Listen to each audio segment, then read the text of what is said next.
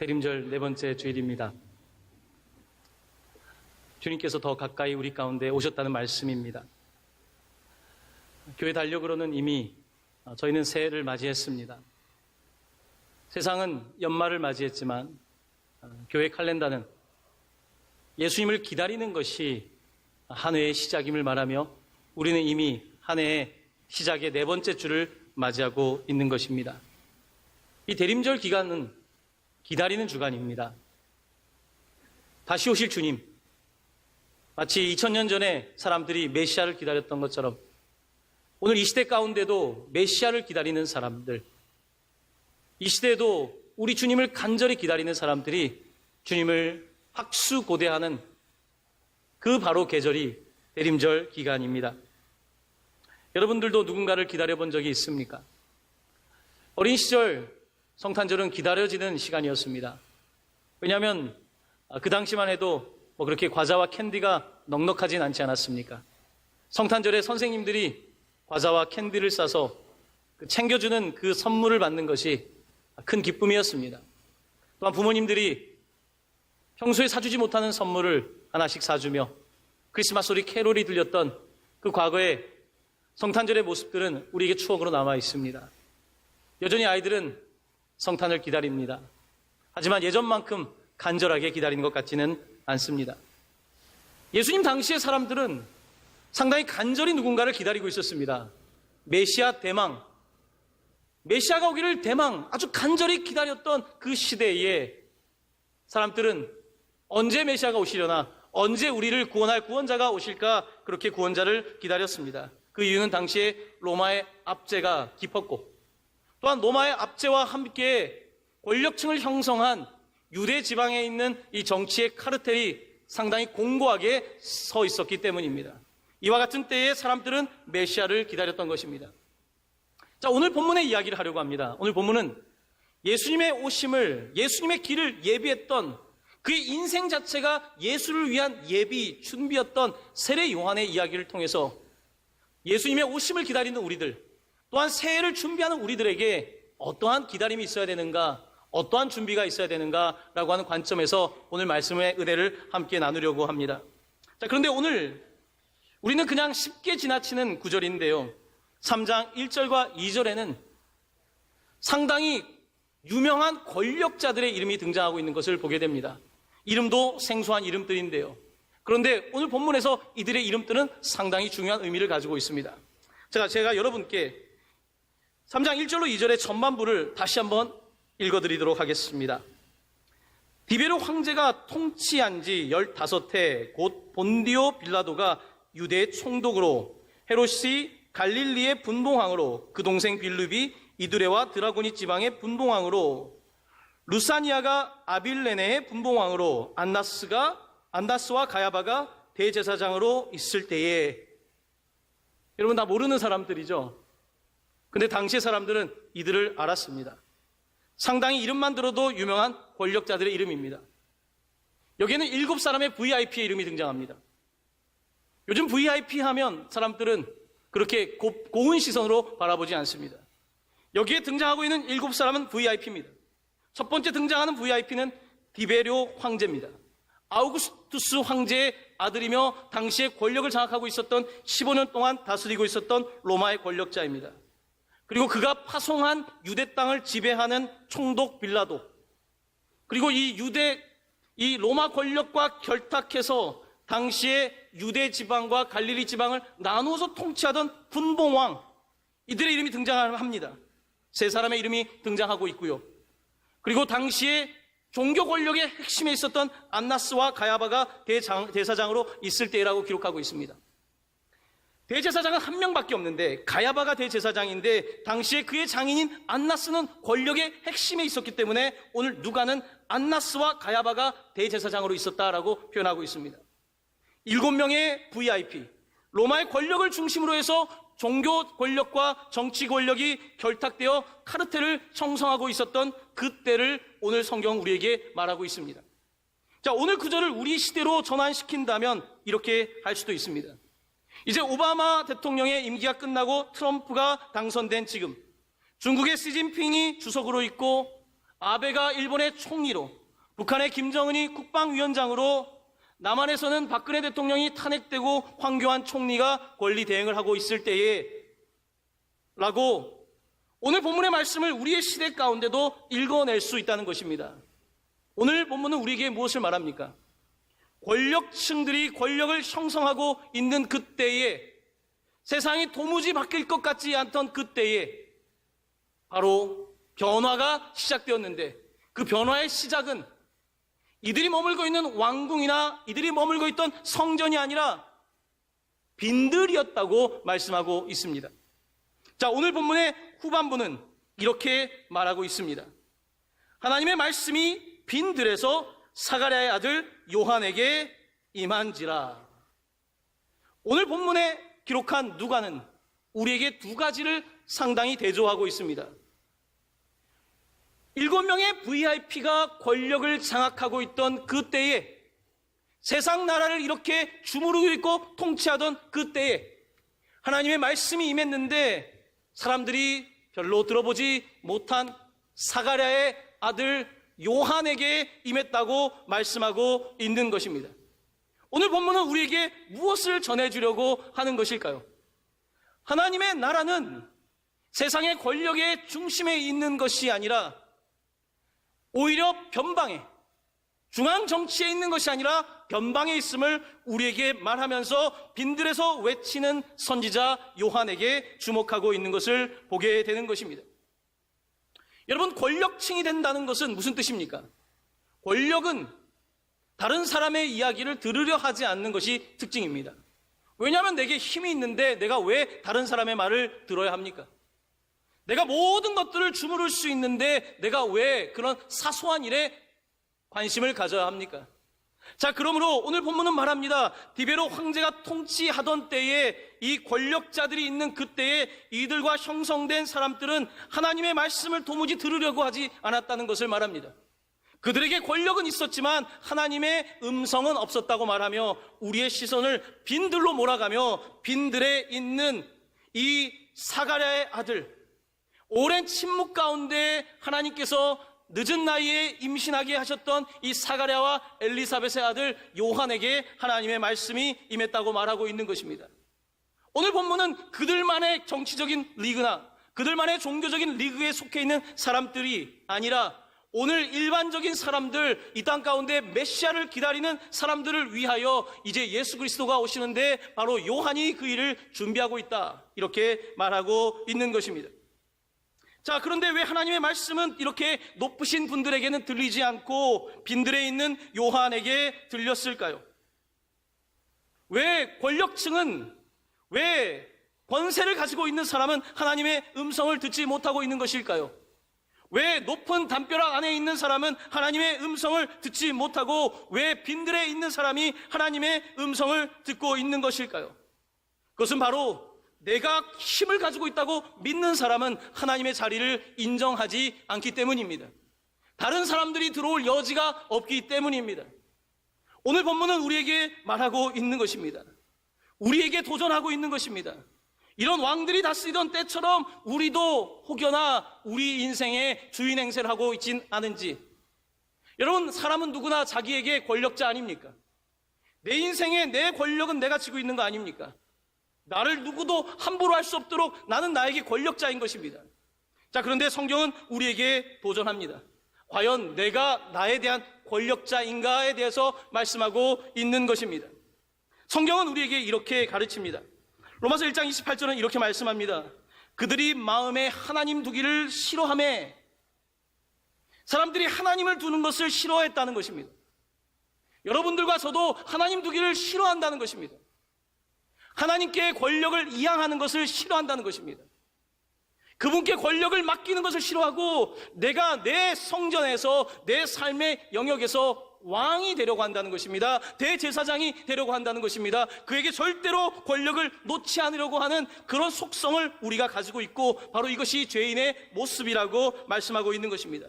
사람들은 자기를 사랑한다는 것입니다. 그리고 돈을 사랑하고 여기에서 벗어나지 못하는 것이 우리라고 말씀하고 있는 것입니다. 하나님을 마음에 두지 않자 어떤 일이 벌어집니까? 점점 높은 콘크리트처럼 자기의 벽이 높아지게 되고 자기에 대한 명예와 물질과 자기를 포장할 수 있는 온갖 벽으로 콘크리트를 치게 되는 것이 우리의 삶이라고 말씀하고 있는 것입니다.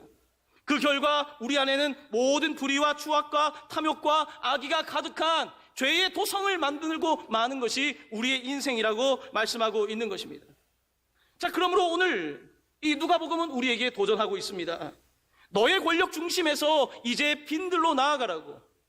너가 권력을 치지 말고 주님께 권력을 이양하라고. 이제 영적인 쿠데타가 일어나서 너가 왕이 되는 자리에서 내려와 그분을 왕의 자세로 모시라고. 세례 요한을 통하여 이제 왕이 오신다고, 이제 이 땅을 다스릴 메시아가 오신다고 말하며 우리에게 도전하고 있는 것입니다. 여러분, 목소리는, 진정성이 있는 목소리는 중앙에서 들리는 법이 없습니다. 늘 진정성 있는 목소리는 변두리에서, 센터가 아니라 마진에서, 끝에 사람들이 관심 갖지 않는 그곳에서 하나님의 음성이 들리는 것을 보게 됩니다. 예수님은 그가 공생애를 시작하시면서 그가 중앙정부에서, 중앙정치에서 시작하신 일이 없습니다. 그는 이 땅에 오실 때 왕궁에서 태어나지도 않았습니다. 하나님의 아들이지만 갈 곳이 없어서 베들레헴의 한 여관에서 태어났습니다. 그는 변방에서, 말진에서, 사람들이 관심을 가지고 있지 않은 빈들에서 태어나셨고, 그가 공생애를 시작하실 때에 그는 광야에 나아가서 40일 동안 금식하시면서 빈들에서 하나님을 만나는 일로부터 자기의 삶을 시작하는 것을 보게 됩니다. 왜냐하면 그에게도 권력욕이 있었기 때문입니다. 사탄은 와서 이야기합니다.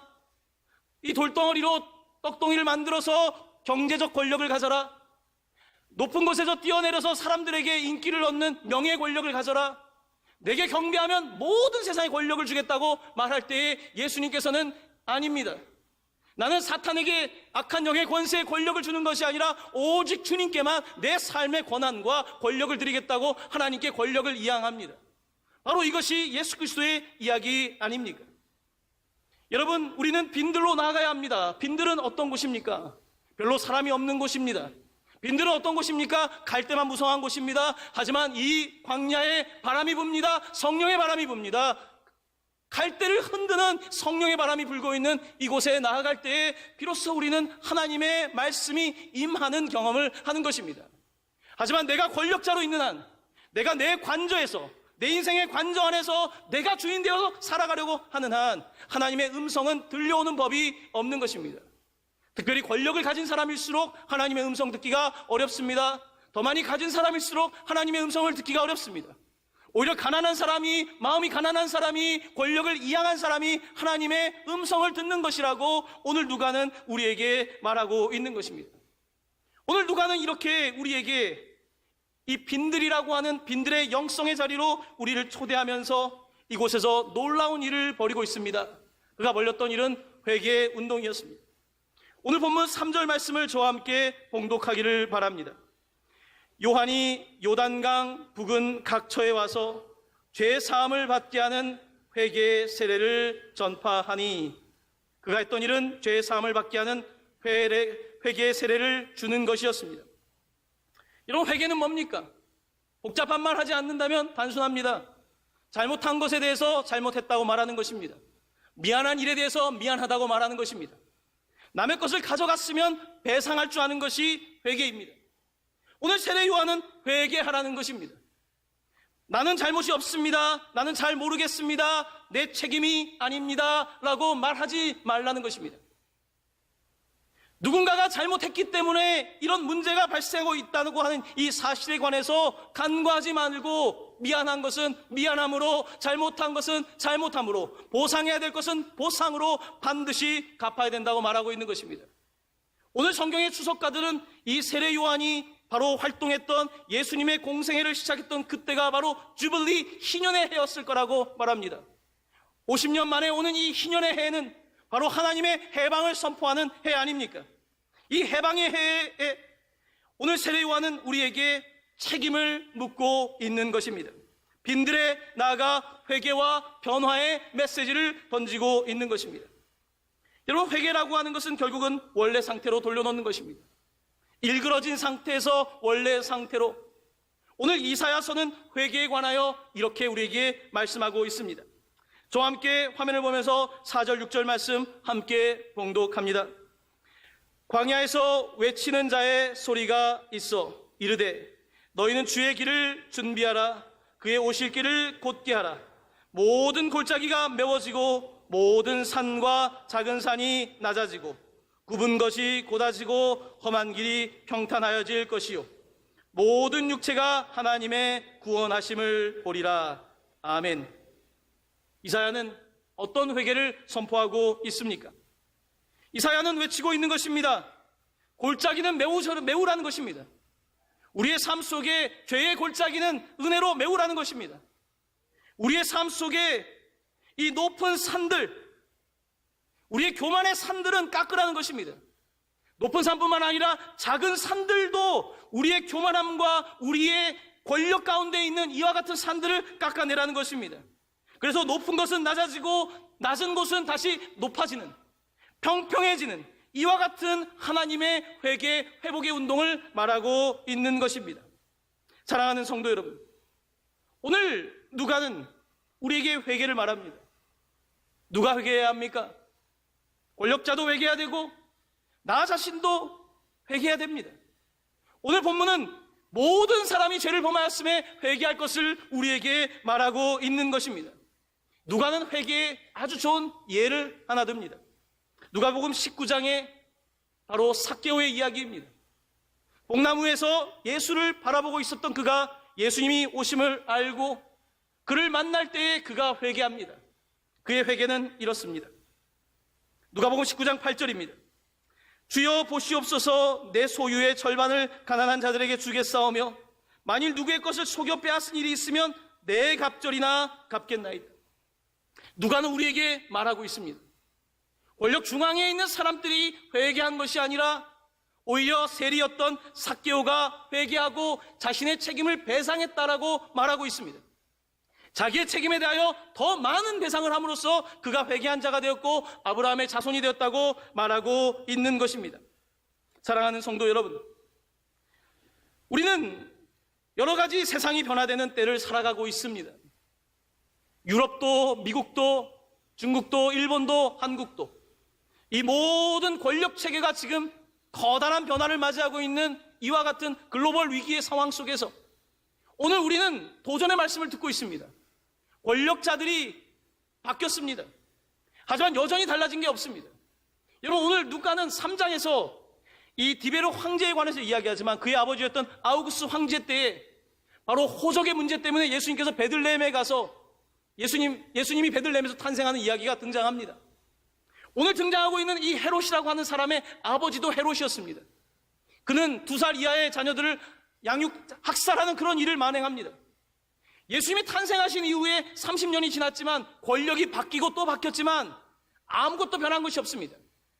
누가는 우리에게 주목하고 있습니다.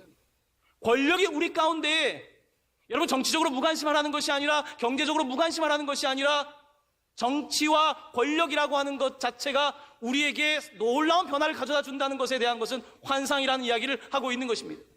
오늘 본문은 이와 같은 때에 더 주목해야 되는 것은 바로 권력의 문제를 넘어서서 빈들로 나아가야 되는 놀라운 이야기를 우리에게 선포하고 있는 것입니다.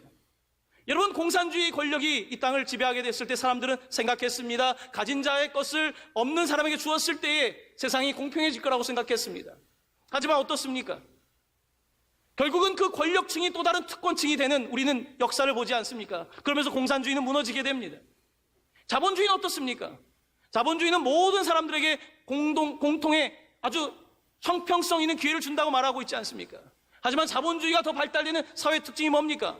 1대 99의 문제 아닙니까? 1%가 세상을 지배하고 있다는 이야기 아닙니까? 자본주의 가운데 사람들은 이제 공평하지 않다고 말하고 있는 것입니다. 오히려 예전과 같이 신분제가 되었다고 말하고 있는 것입니다.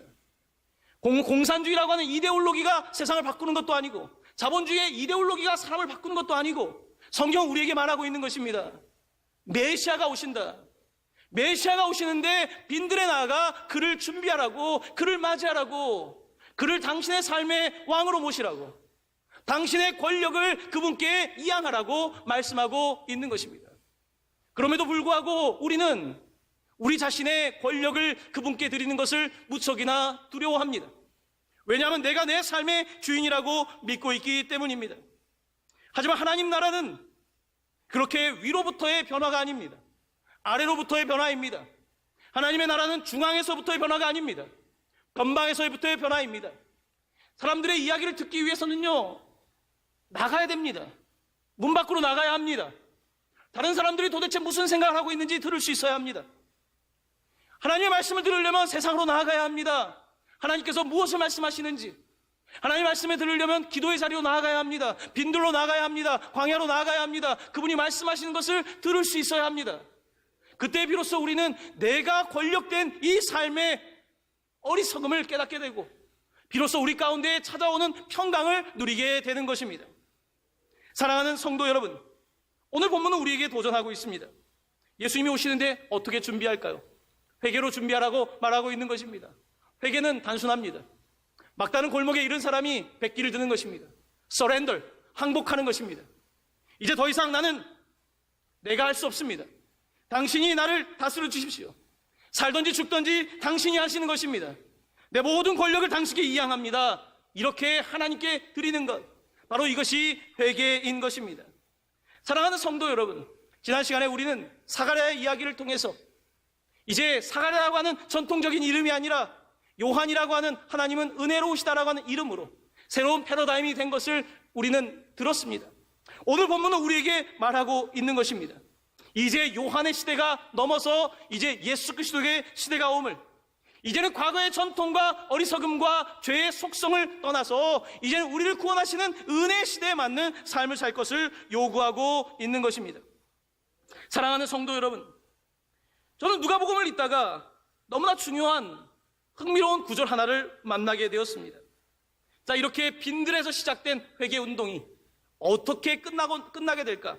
누가복음은 24장으로 구성되어 있는데 24장 후반부에는 이런 말씀이 기록되어 있습니다. 누가복음 24장 47절 말씀, 저와 함께 한 목소리로 봉독합니다. 또 그의 이름으로 죄 사함을 받게 하는 회개가 예루살렘에서 시작하여 모든 족속에게 전파될 것이 기록되었으니. 아멘. 무슨 말씀입니까? 빈들에서 시작된 회개운동, 그때에 7명의 VIP가 세상을 주무럭거리는 그때에 사람들이 알지 못했던 사가랴의 아들 요한과 함께 시작된 빈들에서의 이 복음운동은 예수님께서 그리고 이제는 예루살렘에 가셔서 권력자로서 예루살렘을 장악한 것이 아니라 그가 십자가로 예루살렘을 장악하시고 그가 죽으시고 부활하신 이후에 오늘 본문이 말하는 것처럼 회개가 예루살렘에서 시작되었다는 것입니다. 또한 사도행전을 기록한 이 누가는 바로 이 변방에서 시작된 복음이 예루살렘과 유대와 사마리아와 땅끝까지 이를 것이라고 말씀하고 있는 것입니다. 로마 권력은 사라졌습니다. 유대 권력도 사라졌습니다. 우리 시대의 권력도 있다가 사라지는 것입니다. 모든 이 땅의 권력은 있다가 사라지는 유한한 나라이지만 오직 하나님의 나라는 영원한 것입니다. 그러므로 지혜로운 사람은 하나님의 음성을 빈들에서 들어야 합니다. 그의 음성을 들을 때에 비로소 우리의 삶에 우리가 놓쳤던 것들, 우리의 삶 속에서 간과했던 것들, 바로 진리이신 예수 그리스도의 그 자유케 하는 복음의 능력이 우리 가운데 나타나게 되는 것입니다. 사랑하는 성도 여러분, 복음을 들으시기를 바랍니다. 빈들로 나아가시기를 바랍니다. 빈들에서 성령을 만나시기를 바랍니다. 여러분의 새해를 준비할 때 어떻게 준비하시겠습니까? 우리 주님께 권력을 이양하는 놀라운 새로운 한 해가 될 것을 예수님의 이름으로 간절히 축원합니다. 아멘. 아멘.